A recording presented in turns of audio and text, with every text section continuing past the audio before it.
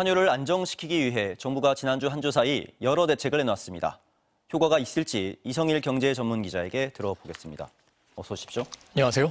네, 우리 정부가 지난주 아주 바쁘게 움직였습니다. 그렇죠. 이런저런 대책을 내놨는데 먼저 좀 정책들을 정리해 주시죠. 예, 지난주처럼 외화 또 통화 정책 당국자들이 자주 만난 적이 외환위기 이후에 있었을까 싶습니다. 몇 가지 정책은 이미 발표까지 했는데요.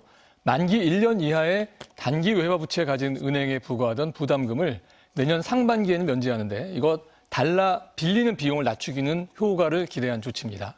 또 은행이 가진 달러를 한국은행에 보관하면 높은 금리를 붙여주기로 했습니다. 해외 기관에 있는 달러를 한국으로 가져오라는 뜻이겠죠. 자, 금융위원회도 외국 증권사 계좌만 가지고 있어도 국내 주식을 사는 것 이거 금지했었는데 허용하기로 했습니다. 주식 투자 자금, 곧 달러를 국내 시장으로 유인하기 위한 조치입니다. 대통령실은 해외에 둔 달러를 국내로 가져와 달라 대기업에 요청을 했고 금융위는 또 해외 주식 투자에 과도한 혜택 주지 말라고 증권사에 경고한 것도 지난주 일입니다. 당장에 달러 살 사람을 줄이고 달러 팔 사람을 늘리려는 조치입니다.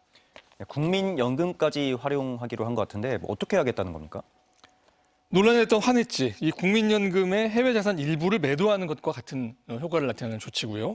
또 통화스와프는 국민연금이 해외 자산을 살 때 필요한 달러를 한국은행이 보유한 외화에서 빌려 쓰도록 한 조치인데 이거 한시적이었는데 앞으로 1년 동안 더 연장이 된 겁니다. 해외 투자를 해야 하는 국민연금이 필요한 달러를 시장에서 구하지 않는 그래서 그만큼 달러 수요가 사라지는 효과를 있을 것으로 기대한 조치입니다. 최근 급등한 환율을 위기 신호로 볼 수 없다는 게 통화당국의 일관된 설명인데요. 그런데도 이렇게 대책을 서두르는 것은 높은 환율이 불러올 수 있는 잠재적 위험에 대비하자는 차원입니다.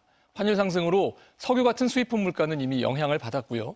수출 기업이나 해외 자산을 가진 사람들만 이익을 보는 상황이 사회 통합까지 해칠 수 있다 이런 판단이 깔려 있습니다. 은행, 기업, 국민연금까지 달러를 많이 가지고 있는 기관들의 거의 모든 대책을 취하도록 한 건데 그렇죠. 효과가 있긴 할지 또 근본적인 대책이 되긴 할지가 궁금한데 어떻습니까? 자, 시장을 당장 안정시키는 효과는 있어 보입니다. 지난주 한때 1,480원까지 넘었던 원달러 환율이 이 같은 조치, 분주한 움직임 속에 1,470원대로 지금 내려왔거든요. 자, 하지만 지난 한 달 평균을 보면 12월 환율은 1,470원 넘어서서요. 한 달 전보다도 오른 상태입니다. 불과 6개월 전보다는 10% 가까이 올랐고요. 미국 트럼프 행정부가 상호관세 부과했던 지난 4월 수준 또 1997년 외환위기 회복기와 비슷한 수준까지 지금 올라와 있는 겁니다.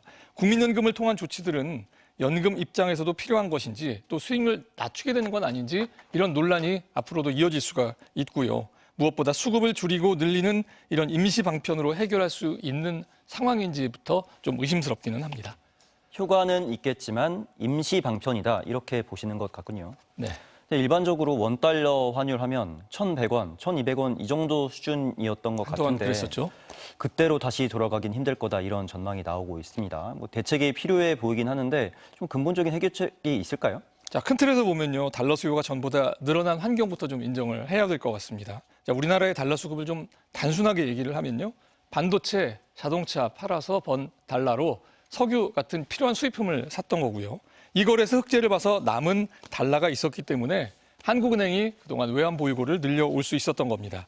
최근 일어난 큰 변화는 반도체, 자동차, 또 2차 전지 같이 돈을 버는 기업들이 너나 할 것 없이 미국을 비롯해서 해외 투자하는 금액이 크게 늘어난 것에서부터 출발한 겁니다. 자, 미국과 관세 협상으로 내년부터 정부도 전에 없이 한 해 200억 달러를 투자해야 되는 상황도 지금 변화가 생긴 거고요. 정부가 감당할 수 있는 규모라고 확언을 하고 있긴 하지만 전에 없던 달러 수요가 생긴 것은 또 분명합니다. 개인들의 해외 주식 투자도 이 달러 수요에 부담을 준 건 사실인데 이게 원인이라기보다는 높은 수익률, 성장률로 전 세계 자금을 지금 빨아들이고 있는 미국의 거시 정책에 반응한 이 결과로 해석을 해야 될 것 같고요.